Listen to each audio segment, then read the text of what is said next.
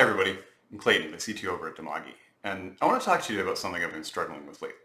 Just how we should think about progress over the last decade. Because on the one hand, it feels like the digital health programs that are succeeding are just incredible. In Burkina Faso, the integrated e-diagnostics program that's been deployed by the MOH and Terrazome is currently reaching 84% of primary health coverage across the country. That success means a mobile device supporting clinicians in often offline primary care settings with complex evidence-backed life-saving diagnostics for 250,000 children every month. The program's been running since 2014, and in addition to the 10 million consultations supported, the platform's continuing to expand to meet new ministry priorities like modules for COVID. An independent analysis estimated that the country was actively saving between $830,000 and $1.7 million dollars a year in direct costs since the rollout. So to me, this program and others like it, they prove everything that's foundational about global digital health. So here's what I'm struggling with. We've built the technology and it works. In fact, it's been working for literally years. Again, this program is 7 years old. But a decade ago, I'd assumed that once we got into this kind of success with global digital goods that digital health was dedicating to building, the next logical step would be to invest all our time and energy and funding into using and replicating them. And instead, it really, really seems like we're still focused on, well, building new technologies or insisting on building new expanded capabilities into already proven technologies before we adopt them institutionally, building machine learning before there's data to train it, or building the blockchain before, well, I guess there's not going to be a useful time for that one. But it seems like digital development industry we can't help but spend our resources to build new tech. Like we need a new invention. And in fact, MIT's GovLab put together a 40-page guide this year called Don't Build It, just to address the wasted investment in time and funding going into building new failed civic technologies. But to illustrate just how bad the problem is, that guide is 5 pages about why you shouldn't build new tech, followed by a 35-page how-to for building the new tech you were just going to build anyway. Even our interventions need interventions. But when I sat down to really think about this, I think I finally understood why it's so hard to stop this cycle of building. Because in spite of all the disruptive talk about how this new tech never works, in the back of our minds, we still think that it will or it might, because we're naturally inclined towards a survivorship bias. And I'll give you an example of how that can lead us astray. All the way back in World War II, Allied air forces, they had an idea to use statistical analysis of damage to improve fighter plane armor.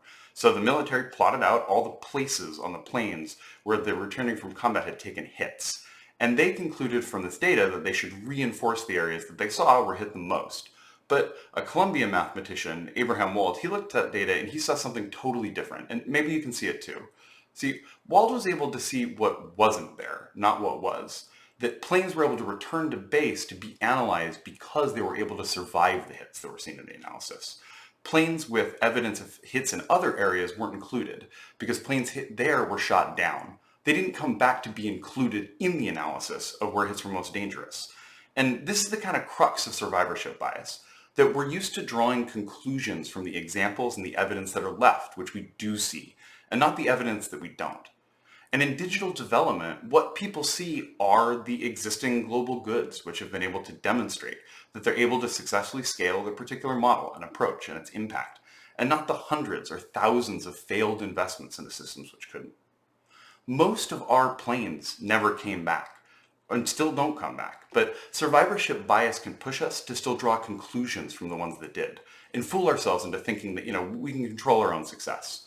Concepts like the principles for digital development, all of which are excellent, critical advice, they can leave people with this impression that there's a playbook for how to succeed in building new tech, that we've learned what works, that by reapplying those lessons, we should expect to succeed, that the reason new technology is failing is because it doesn't heed these lessons. But I think the more credible reason any new piece of tech fails is far simpler. Most new ideas for technology just won't work, even if you build them right. You can design for scale with the user on an open source code base and build a viable MVP design for scale and still end up with a system that has no chance of practical success. Maybe it works, but you solved a problem so complex that it's slow to scale, and a simpler system kind of swoops in and fills too much of your niche for you to have a market anymore. There are a million reasons, and they're not just possible, they're the most likely outcomes. Our tendency is to look for specific reasons how and why we failed, but it's much more likely that we just picked a space where a software solution just isn't possible right now practically. And that's not unique to global health. Many of you will remember back when smartphones were new, the overwhelming success of a game called Angry Birds. And Rovio, the studio behind the game, they made a lot of good decisions with Angry Birds. After it blew up, people picked those apart to try to mimic their success without landing on the more obvious answer. Rovio made 51 games in a row before Angry Birds. And all those games were also well designed, but it doesn't change the reality. Most new technology fails.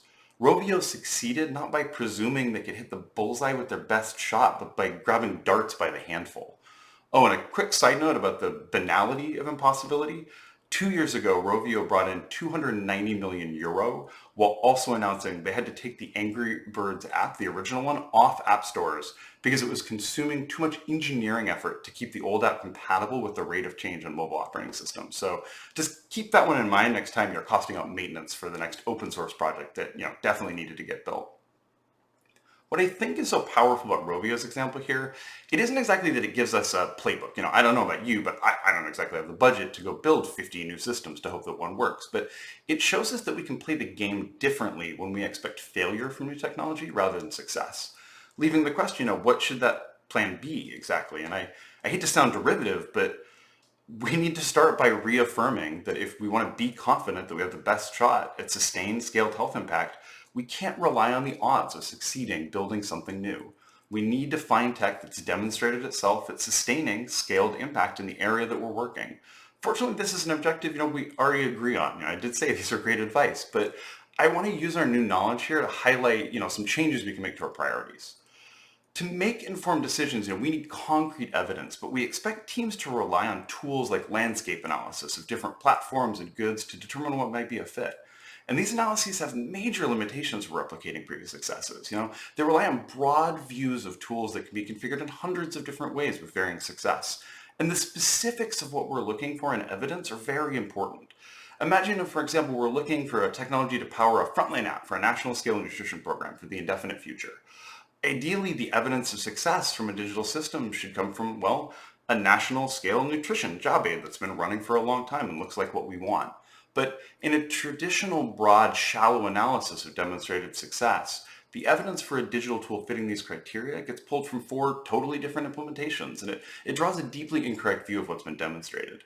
The whole of a real digital program is much more than the sum of its parts. If we want to replicate success in an astonishing way, we need to be looking deeply at real examples of astonishing success, not broadly at hypotheticals. And those deep looks get a lot more practical when we recognize that there aren't nearly as many real, pervasively successful digital systems in a given niche as it might seem. Groups like Exemplars are doing a great job leading the charge at providing these deeper looks, filtering for unique outliers, and applying much more scrutiny to extracting what evidence that's been demonstrated in our deepest successes. And it's critical that we all find our way to follow their example sooner rather than later. Because if we don't understand how rare and how specific our biggest successes are, it's going to be hard not just to replicate them, it's going to be difficult to avoid abandoning them entirely to chase something new. Because survivorship bias makes it easy to look at successful tech systems and see flaws while taking their existence for granted. Because how do you justify why you shouldn't replace the occasionally limited technology underneath a functional system if everyone assumes that a shiny replacement is just as likely to work? After all, who wants to keep hanging out in the middle part of the plane where it's always riddled with bullet holes? Just look at the data. We should go sit way up at the front. It looks way safer there, right? Thanks for your time.